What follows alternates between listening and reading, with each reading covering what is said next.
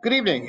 Tonight we're going to be turning to some more contemporary roots of secular humanistic Judaism. And by contemporary, I mean they exist today, or at least descendants of them exist today. And one of the questions we're going to be turning to at the end of the class is it legitimate for our movement to claim as a root a particular approach to Jewish life that still exists today, but is very different from us? You know, can we claim a common evolutionary ancestor, but they're the ones that kept the name, and we've gone in a very different direction? Is it legitimate for us to claim their ancestor as our root? Well, we'll see. And I'm talking specifically about the Reform movement, but also a movement today called Reconstructing Judaism, otherwise known as Reconstructionist Judaism. But the background to both Reconstructing Judaism and Reform Judaism is a movement called the Haskala. So let me explain what the Haskala was. This is primarily a 19th century Jewish phenomenon with its roots in the 18th century. The first sort of proponent of Haskala is a German Jewish philosopher named Moses Mendelssohn, who's writing in the 1770s, 1780s, 1790s, and then he really sparks the Haskala in other people beginning in the 1800s. So the Haskala is often translated as the Jewish Enlightenment. But of course, we have to explain, what do we mean by enlightenment? And we talked about this in an earlier class, I believe. But in brief, the European Enlightenment had four basic planks. This is a vast oversimplification, but it's good enough for now. The first is the definition that Immanuel Kant gave it in his essay, Was ist Aufklärung, What is Enlightenment? He said it is dare to know. Have the audacity to discover for yourself. Use your reason. Study, experiment, prove things wrong, find new truths, but dare to know. And specifically, dare to know using reason. That was sort of the hallmark of the Enlightenment. And so if some of the ideas of the past did not hold up to the scrutiny of reason, they could be rejected. If institutions of the past proved to be vastly unreasonable or not suited to the realities we've discovered about human nature, then they also needed to be changed. You can tell that for some monarchs, Enlightenment was not a popular topic because you might decide that hereditary monarchy was particularly irrational, and then they're in the dustbin of history. So the first one was dare to know, and specifically dare to know using reason. The second was the idea that all human beings had this capacity to reason, and that people began as a tabula rasa, the blank slate. And if they had bad habits or bad behaviors, then it's something they were taught, that they learned, they were conditioned to do. And because all human beings had the capacity to reason and had that blank slate at the beginning, nobody was born better or worse than anybody else. So aristocracy meant nothing when it came to what your worth was as a person. It was your mind and how you trained your mind and what you used your mind for. That defined your value to humanity, as well as your self-actualization and your core essence as a rational being. Now, that also meant that people thought to be below the standard of society, like Jews in Europe, actually also were a tabula rasa with a reasoning mind and the potential to contribute to society if they were allowed to do so. And the third concept that's a basis of the Enlightenment is the idea that if you have this reasoning mind, and you have the potential to be part of society, you have what we now call rights. There are certain protections that society gives you and certain freedoms that you surrender to be part of society that entitle you to certain respect, opportunity, and protections. These are what today we would call rights. And the idea that rights extended not to a group that negotiated a contract, as Jews did living in various cities. They would sign a deal with the Lord that would guarantee them certain protections, and they had to pay certain obligations. This was not group rights. This was individual rights that came to you as a citizen, as a member of the society, based on your ability to be part of that society on that premise of being a rational agent. And then finally, Enlightenment was an optimistic movement. You can hear it in the word light, right? There's an idea of, well, we would now say progress. That with that knowledge, with that openness to innovation, that audacity to know and discover and create, we would improve things better than the way they used to be before the Enlightenment, in the Dark Ages. You even hear the messaging there. So it was a progressive movement. It was an idea that we could make progress if we protected people's rights and empowered them to develop themselves to the fullest as rational contributing agents to society. So that's the Enlightenment in far too short a time frame. Now, how does this apply to the Haskala, the Jewish Enlightenment, which is coming somewhat later? If the main European Enlightenment is primarily a 17th and 18th century, so 1600s, 1700s phenomenon, it hits the Jews more powerfully in the 19th century, in the 1800s, particularly in Eastern Europe, because it takes time for the ideas to propagate in that direction. So what was the Haskala about? Now, Haskala actually comes from the same root as the Yiddish word seichel. If you ever heard someone has seichel, it means they have like insight, wisdom, understanding. Haskala means insight, understanding. In fact, the word is used, the maskilim, those were the enlighteners. The word maskilim appears in the book of Daniel. Now, it's referring to those people after the resurrection of the dead who will live forever. But they're the ones who brought enlightenment, the ones who brought insight and idea. And the matzdikei rabim, the ones who brought many to righteousness. Those are the kind of people that it's talking about. And so the Haskala clearly knew that passage in Daniel and chose that title for themselves because they saw themselves as bringing people to knowledge. That was their goal. And so they wanted Jewish society to make progress, here that progressive side, to catch up with the European Enlightenment and enlightened European societies. In many cases, they also wanted to prove that Jews were worthy to be fully emancipated into these European societies. So in some cases, like in France, they actually were emancipated before the Enlightenment had really hit in the Jewish community there. Where in Germany or in Russia, they were not emancipated until 1870 or 1917, in the case of Russia with the Menshevik and then the Bolshevik revolutions.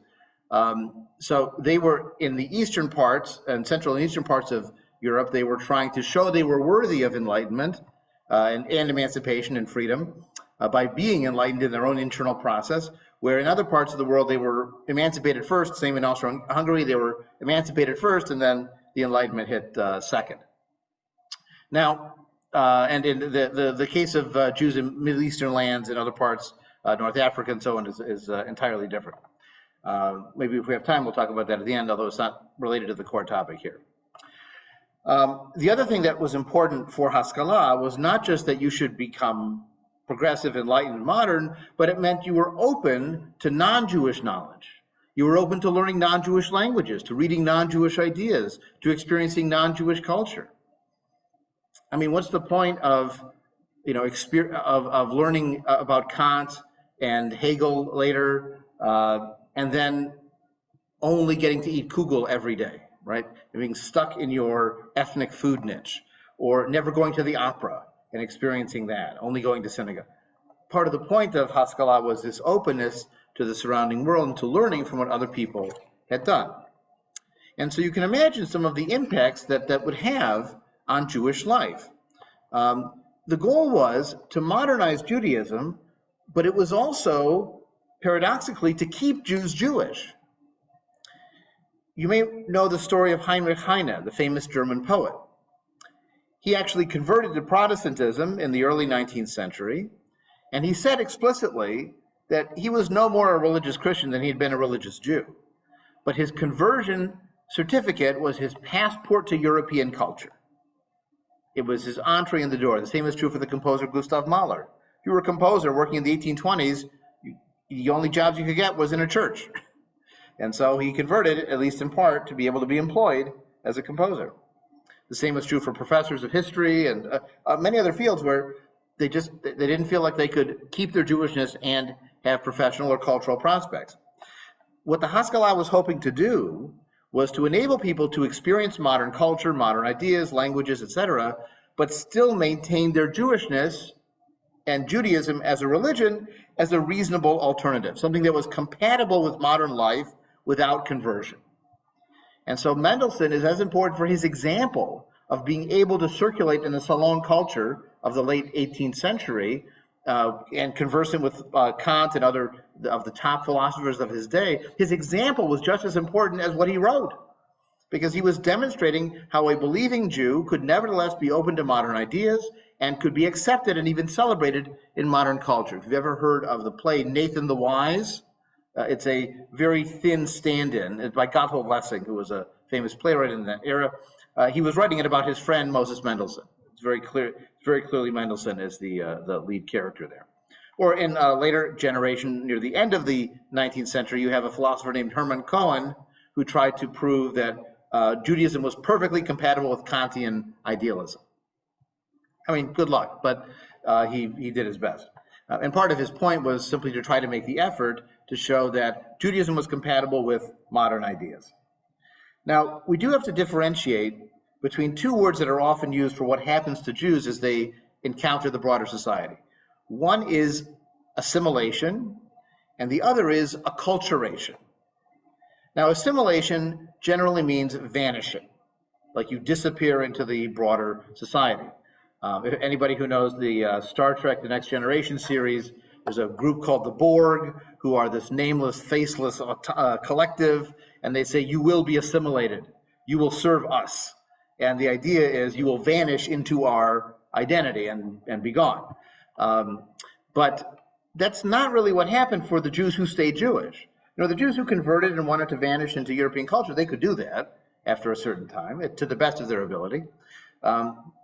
Obviously, when you have racialist anti-Semitism, then that's not possible. Yes, one of their slogans is resistance is futile to assimilation. But acculturation is different. Acculturation is where you experience the surrounding culture, you learn how to navigate within it, but you still maintain your own culture. So you can think about it like Latinos who have been here for a generation or two, who have their own language and neighborhoods and cultural festivals, but who are fully fluent in English and who, you know, can go on to news broadcasts and be fully fluent. My favorite sometimes is listening to Spanish television, because they'll interview people in English and then they switch back to Spanish instantly, and they are perfectly fluent in both languages because they've grown up living in both cultures. So acculturation is a different model. It's experiencing the outside culture without losing your own distinct identity. And most Jews who stayed Jews didn't fully assimilate. They, in fact, acculturated to the surrounding community. So I'm going to share with you a short poem by one of these Masculine, these enlighteners who worked in Eastern Europe. His name was Aleph Dalet Gordon, or A.D. Gordon. And he wrote this poem called Awake, My People in 1866. But I think it does a really nice job of highlighting some of the key ideas of the Haskala. Awake, my people, how long will you slumber? The night has passed, the sun shines bright. So already you can hear the Enlightenment metaphors there, right, of light and openness. And wake up. It's time to pay attention, and it's time to move and do something.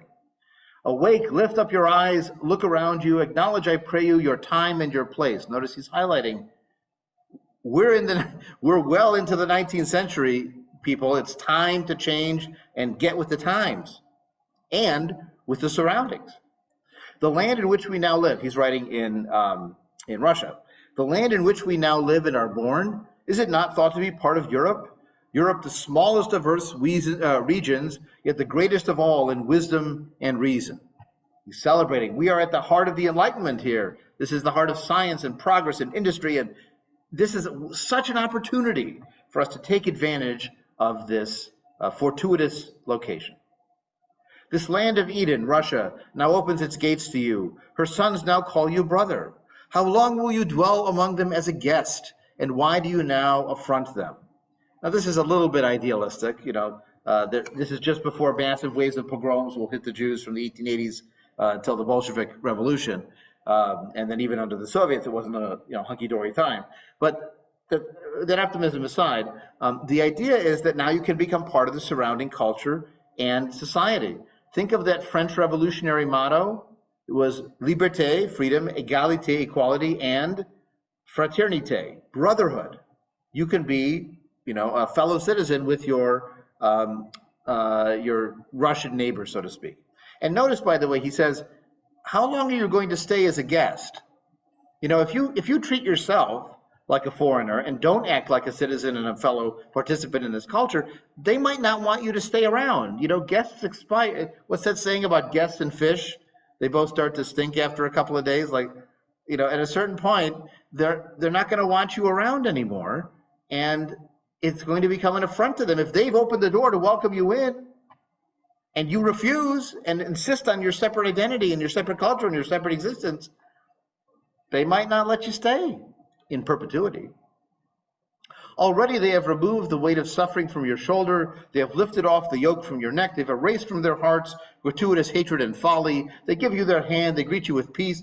Again, this is a little bit exaggerated, but the point is, if they're going to welcome you in, then you better take advantage of it and step forward. Raise your head high, straighten your back, and gaze with loving eyes upon them. Open your heart to wisdom and knowledge. Become an enlightened people and speak their language. You understand the importance of the language here, to experience the culture around you, for them to communicate with you, for you to live in that culture, to be open-minded to wisdom and knowledge from outside of your particular group. And also this idea of become erect, stand up straight, look out at the world. There was sort of the stereotype of the old persecuted Jew who is bent with the burdens of exile and oppression and focused on studying the old books. And now this new Jew, which becomes a metaphor for the Zionist movement as well, the idea of a new Jew, this new Jew of the Enlightenment can stand straight like a citizen, right, with rights and dignity, and can look them straight in the face instead of looking down, and can experience what they have to offer. And give back, as the next stanza says. Let every man of understanding should try to gain knowledge. Let others learn all manner of arts and crafts. Those who are brave should serve in the army. The farmer should buy plows and fields. One of the stereotypes of the Jews in this period is that they are second-handers. They, trade, they get clothes in one place and trade rags somewhere else, and they're just middlemen. They don't make anything. They don't do anything. They're not productive members of society. And so this is saying, we've been restricted in our professions. They haven't let us do valuable things. Now the door's open. Let's do it. And let's contribute to society. If we're brave, serve in the army. What Jews volunteered to serve in the Russian army? I don't know. Probably none, because they were being forcibly kidnapped and drafted into it for decades. They had no interest in serving in the army. But the idea was, in an ideal setting, they would voluntarily serve in the army, by the way, as they did in large numbers in the French army and the German army during World War I. Some Jews were very upset to see Jews fighting each other during the war, but they were proving their patriotism and their acculturation by volunteering to serve in those national armies. Actually, my father was in the Russian army in World War II. He grew up in Belarus and ended up in the Polish army, and the Polish army was sort of taken over by Russians, and he ended up basically serving in the Russian army. The World War II Russian army is very different from the World War I Russian army, though. Yeah. Well, actually, he said he hated the Russians just as much as he hated the Nazis. They were as anti-Semitic. Yeah. I mean, they were anti-Semitic in a different way, in some cases, and but yes, the Red Army has thousands and had millions of maybe not millions, but hundreds of thousands of Jewish veterans that served in the Soviet army. The Tsarist army probably had lots of Jewish veterans too, but they did not join by choice. They were forcibly drafted into the army. I mean, they might have been drafted in the Soviet army too, but it was just a different dynamic of the army under the Soviets. And certainly in the 1860s, 1870s, it would have been even less enlightened than in the 1940s. And then the last stanza here, to the treasury of the state bring your strength, take your share of its possessions, its bounty, be a man abroad and a Jew in your tent, a brother to your countrymen and a servant to your king. So here again, you get this idea of brotherhood and, participating in society. But notice that third line, be a man abroad or a man on the street and a Jew in your tent. So what is Jewishness in this model? It's private. It's home. It's not necessarily secret, but it's not something that divides you from people when you go out on the street. When you're on the street, you're just a person, by dress, by facial hair, by language, by culture and custom, by participation in society. You are just a person out there, and the Jew is in your tent, or perhaps in the synagogue as well, as we'll see. Broen, comment, please. Was there, well, I mean, the audience that he's writing for, but it struck me if there was a reaction of sacrilege to that line about a servant to your king. No, not necessarily. Remember, he's writing for an enlightened audience. This is written in Hebrew, and so to read modern literary Hebrew in this period was a very limited audience of people who had gotten a traditional education and then left Orthodoxy. So they were all sort of in the same ideological direction. The more pious and less educated probably couldn't read Hebrew in this level. They would have read it in Yiddish, and he didn't write it in Yiddish to them. And the more religious wouldn't have been reading this newspaper. So it was sort of preaching to the choir in some ways. But for sure, the general mission of the Haskala, the Enlighteners, the Maskilim, were anathema to the traditional establishment in Eastern Europe. They hated them. In fact, it's what pushed the Hasidim, the sort of pietists who were sometimes willing to change Jewish practice, and what were called the Misnagdim, the opponents of the Hasidim, and they were the rabbinic establishment. What pushed the rabbinic establishment and the Hasidim together was their opposition to the Haskalah, to the Enlightenment. So they settled on a rigid, what we would today call ultra-Orthodoxy, as a way of keeping the Enlightenment out and not changing. They froze what they wore. They froze their ritual practice. They were worried about the camel's nose in the tent. They wanted nothing to do with it. Now, this is a case where there is a difference between what happens in Eastern Europe and what happens in the Middle East. In the Middle East, there is an Enlightenment impulse beginning in the 19th century, brought in by French Jews. They sponsor something called a series of schools called the Alliance Israélite Universelle, or the Universal Israelite Alliance. And these Alliance schools set up shop in Cairo, in Tripoli, in Baghdad, in Aleppo, in Persia as well, I believe, all throughout the Middle East. And they provide European languages, European customs, modern mathematics, modern science, practices of economics and accounting and so on. But they work with the local rabbis to accommodate religious practices. They're not interested in undermining their piety or their kosher practice or anything else, because they're living in an environment surrounded by Muslims who are following praying multiple times a day, having a ritual diet practice, so it's supportive in the surrounding culture. They're not facing the same kind of enlightenment pressure in the surrounding world. And so the Alliance Israelite schools provide some Haskalah enlightenment, like lowercase h, some European experience, which helps them get along very well when the European colonizers show up after the Ottoman Empire collapses. So Jews are actually well positioned as Europe begins to exert influence in North Africa in the 19th century and in the Middle East proper in the late 19th, early 20th century.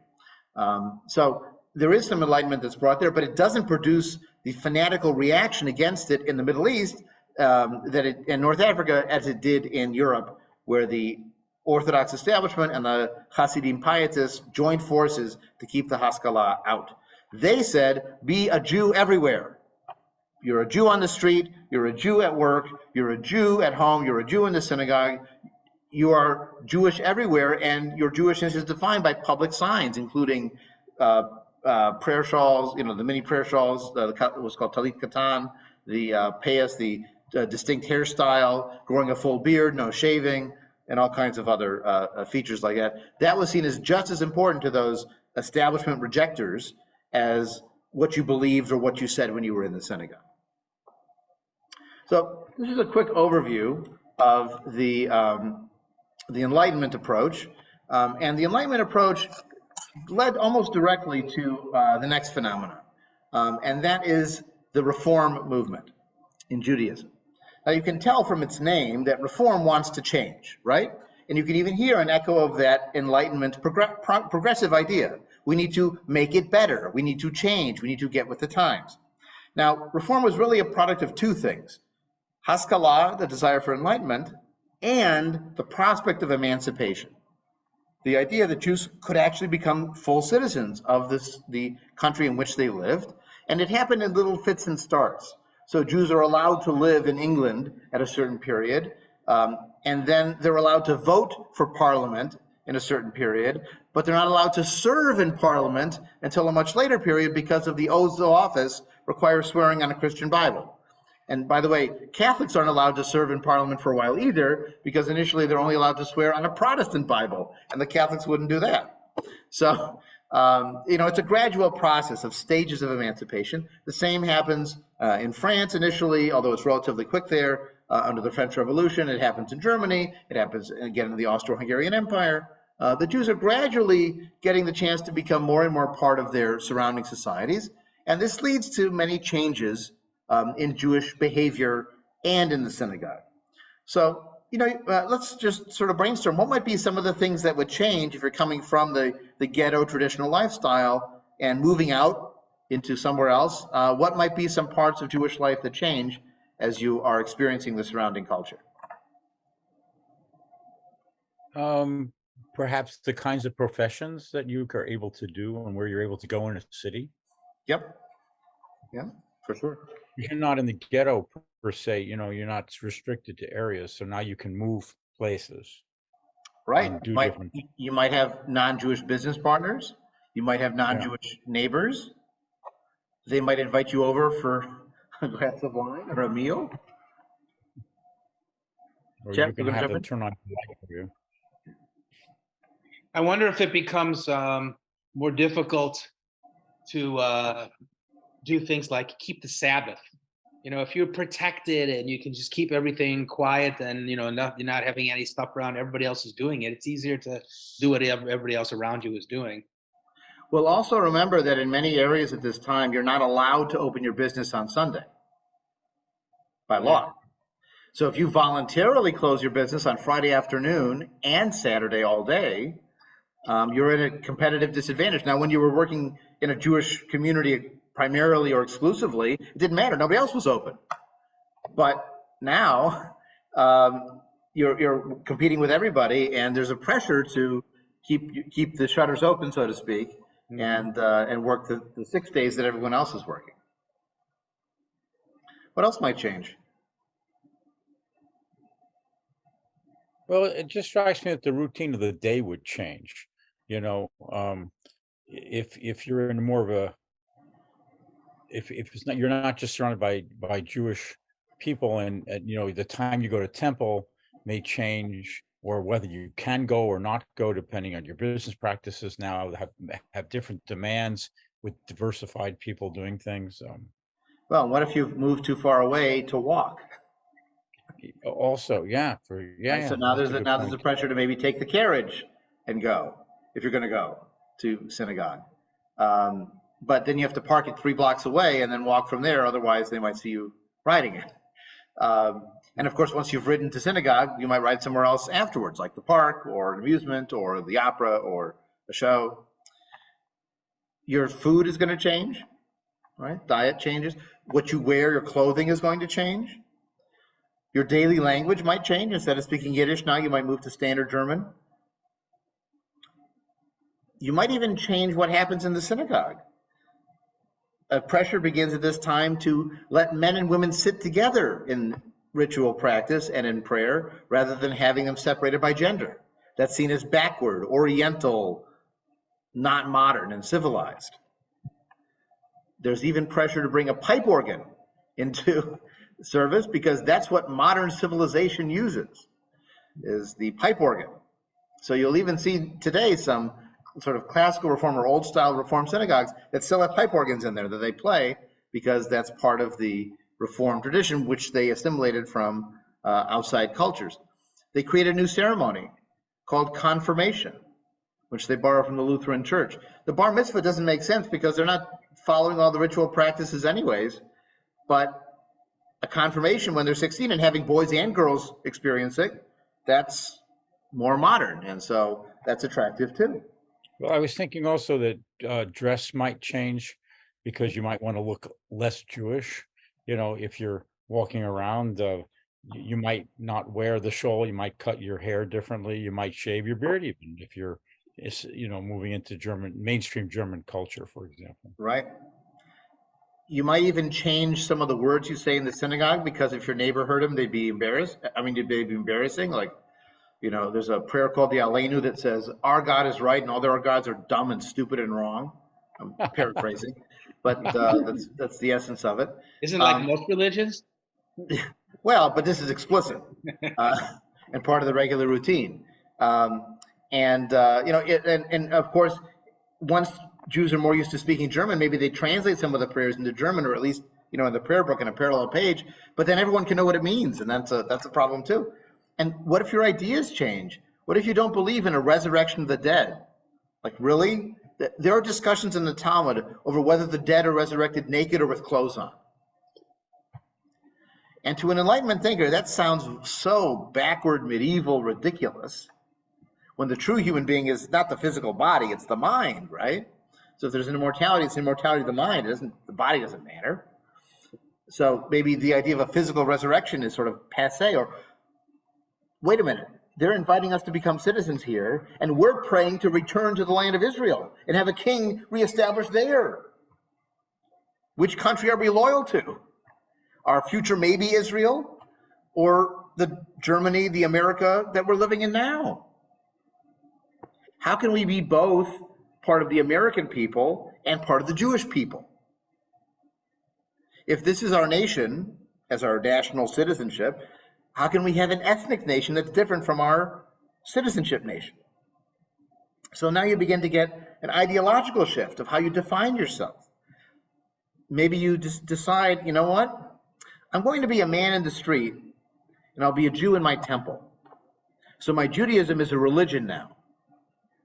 Because after all, I can be German and Protestant, I can be German and Catholic, maybe I can be a German of the Mosaic faith, or an American of the Jewish religion, and not have to define myself as a people set apart, as we used to.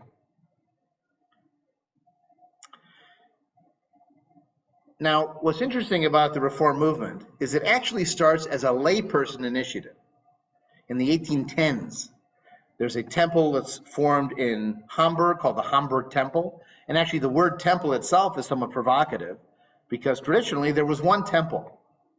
It was the temple in Jerusalem. And in fact, even today, Reformed congregations are more likely to call themselves temples because they're saying our homeland is here, we're rooted here, right? Where conservative congregations try to avoid the word temple, they use congregation, blah, blah, blah, or community, blah, blah, blah. Where Reformer, Temple Bethel, Temple Beth, whatever, Jacob. Just not always the case. You'll find some conservative institutions that call themselves temples, but mostly it's temple something, it's Reform. So I'm going to show you a document from an early Reform initiative in America. This is in 1826, I believe, in South Carolina, in Charleston, South Carolina.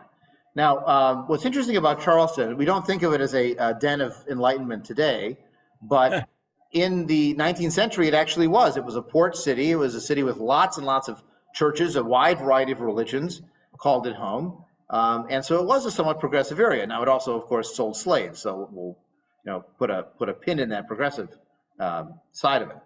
But in 1826, and this is long before they have formal rabbis running synagogues in this area, it's lay-led communities, a new initiative starts called the Reformed Society of Israelites.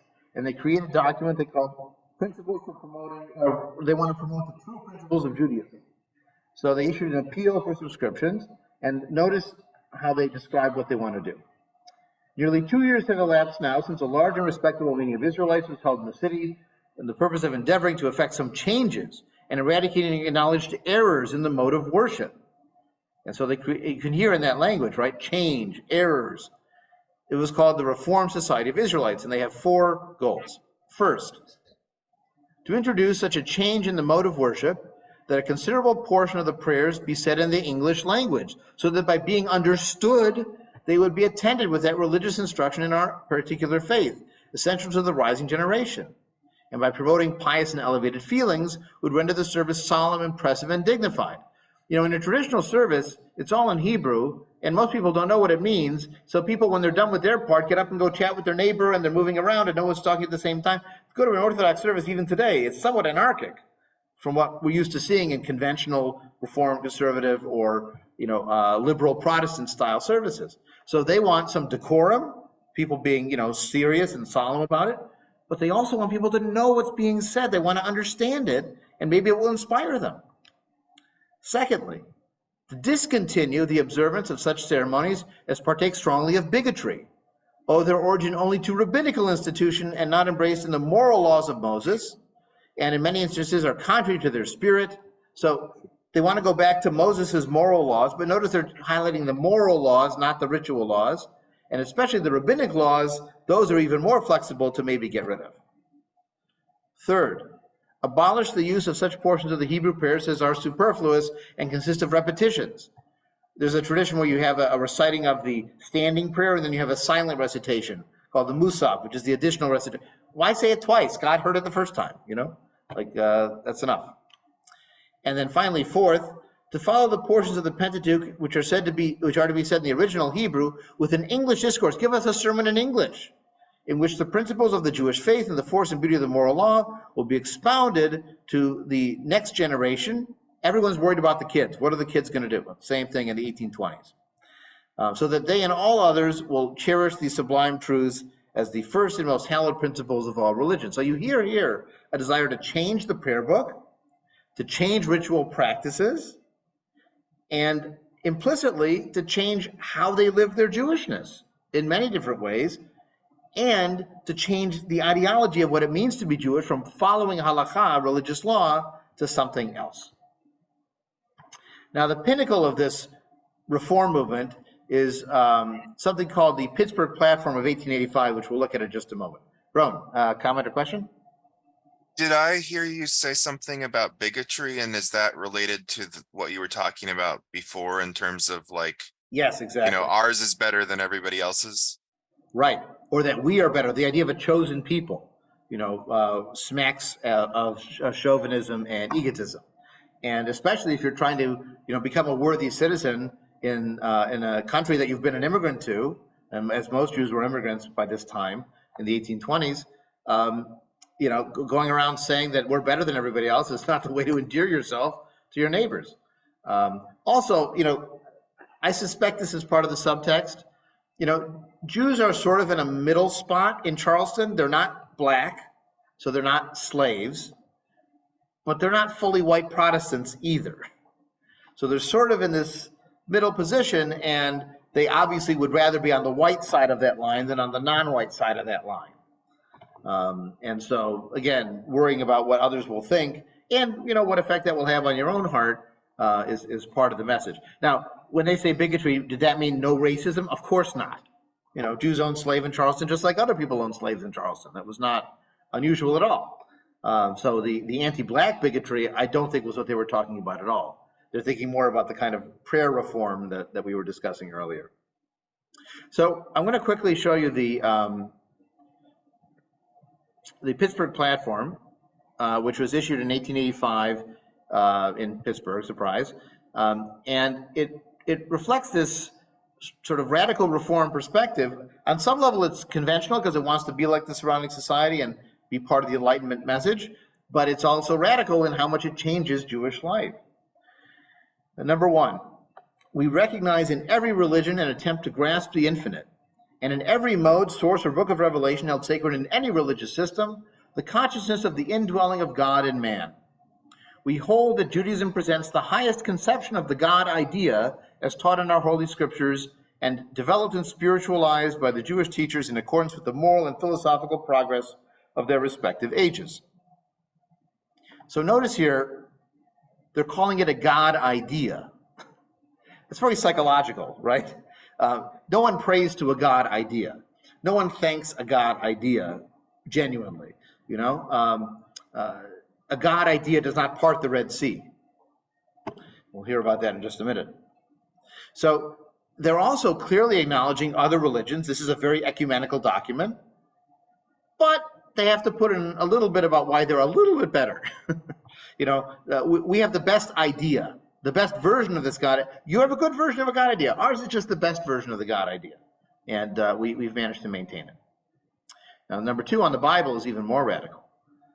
We recognize in the Bible the record of the consecration of the Jewish people to its mission as the priest of the one God, and value it as the most potent instrument of religious and moral instruction. We hold that the modern discoveries of scientific researches in the domain of nature and history are not antagonistic to the doctrines of Judaism, the Bible reflecting the primitive ideas of its own age, and at times clothing its conception of divine providence and justice, dealing with men in miraculous narratives. So first of all, notice using the word Bible and not Torah or Tanakh or some other Hebrew term. But that second sentence, the modern discoveries of scientific research are not antagonistic because the Bible reflects the primitive ideas of its own age. The Bible is primitive. The Bible was written a long time ago. And the Bible lies. It clothes its conception of divine providence in miraculous narratives. Were there miracles? There were stories about miracles, miraculous narratives, but that's the clothing. That's what they dressed it up with. That wasn't what really happened. So there was no Red Sea parting because God ideas don't work that way. Number three, we recognize in the Mosaic legislation a system of training the Jewish people for its mission during its national life in Palestine. And today we accept as binding only its moral laws and maintain only such ceremonies as elevate and sanctify our lives, but reject all such as are not adapted to the views and habits of modern civilization. So all that law that Moses wrote, yeah, that was useful at one time, but we're not there anymore. We're not living there. We're not independent. We only accept the moral laws, and we only keep the things that make us feel good, that elevate us. But all those that don't fit modern civilization, if there's a conflict between Jewish practice and modern civilization, which wins? Modern civilization, right? So those hair curls that you cut, that long beard instead of shaving like a good modern person, gone. Dietary laws, it says very clearly in number 4, we hold all such Mosaic and rabbinical laws as regulate diet, priestly purity, and dress originate in ages and under the influence of ideas entirely foreign to our present mental and spiritual state. They are old and backward, and we want nothing to do with them. They fail to impress the modern Jew with the spirit of priestly holiness. Their observance is apt to obstruct rather than further modern spiritual elevation. You try to get people to keep kosher, it's going to turn them off. It gets in the way. So get rid of it. Gone. Not modern, not civilized. Bye-bye. Number 5 is really another radical statement, but here you hear that Enlightenment, assimilation, emancipation dynamic. We recognize in the modern era of universal culture of heart and intellect the approaching of the realization of Israel's great messianic hope, not to establish a king of Israel and return the Jews to Israel, to establish the kingdom of truth, justice, and peace among all men. And here's the key line. We consider ourselves no longer a nation, but a religious community, and therefore expect neither a return to Palestine, nor a sacrificial worship under the sons of Aaron, nor the restoration of any of the laws concerning the Jewish state. They changed their prayer book to match. No, return us to Israel soon. Their Haggadah doesn't say next year in Jerusalem. Like, all that messianic stuff is gone, because if it's a universal Messiah, there's no one taking us back to Israel. And we're not a nation anyways. We're just Germans of the Mosaic faith. One of the early Reformed rabbis put the Star-Spangled Banner as a psalm in the back of his book, of his prayer book, because this was his Jerusalem. It highlights that they can cooperate with other religions, and then number 7 again, they go super radical. We reassert the doctrine of Judaism that the soul is immortal, grounding the belief on the divine nature of human spirit, which finds bliss in righteousness and misery in wickedness. Because people like to be good, we can deduce, we have evidence that the soul, they're starting with evidence to prove the soul is immortal. That's already an Enlightenment rational approach. And then this last line makes me laugh every time. We reject his ideas not rooted in Judaism, the beliefs both in bodily resurrection and in Gehenna and Eden, hell and paradise, as abodes for everlasting punishment and reward. Now, what makes me laugh about this is the origin for people saying Jews don't believe in an afterlife. Because Reform Judaism said, we don't believe, those ideas are not rooted in Judaism at all. But what words do they use for heaven and hell? It's the only Hebrew you'll find in the entire platform are the Hebrew words for heaven and hell. So they're saying it's not rooted in Judaism, but we're going to use the Hebrew terms for them anyways. But you can see how this is a radical break with a lot of the core principles of traditional Jewish religion. It's reframing Judaism as a religious community and not an ethnic nation. It's assimilating, acculturating to the outside society and being in English and using words like Bible and the God idea. And it's secularizing by talking about the infinite and God ideas instead of the God of Israel. Now, I will point out, and we don't have time to go into it, that in 1999, the Reform movement issued another platform in Pittsburgh. And they went back to Pittsburgh on purpose because they wanted to supersede this platform with a new Pittsburgh platform. And if you look at the Statement of Principles for Reform Judaism in 1999 in Pittsburgh, it is very different from the 1885 version. They talk about the reality and oneness of God. They have Hebrew all over the place, including believing that every human being is created in the image of God. They believe in obeying God through mitzvot, sacred obligations. They talk about Torah, not just the Bible, but as Torah. They talk about studying the whole array of mitzvot and fulfill those that address us as individuals and community, and some are getting renewed attention. So they're open to going back to some of those things that the old rabbis in 1885 would have said, forget it, we dumped them. Now they're going back to them. And then when they talk about Israel, they are very clearly saying, we are Israel, a people aspiring to holiness. And so they are rejecting the rejection of 1885 that said, we're not a nation, we're just a religious community. Here they are a people, they love the Jewish people, and they reach out to all Jews across ideological and geographical boundaries. So the 1999 one is definitely worth looking at to see the evolution of the Reform movement from the 1880s to the 1990s, as every movement changes.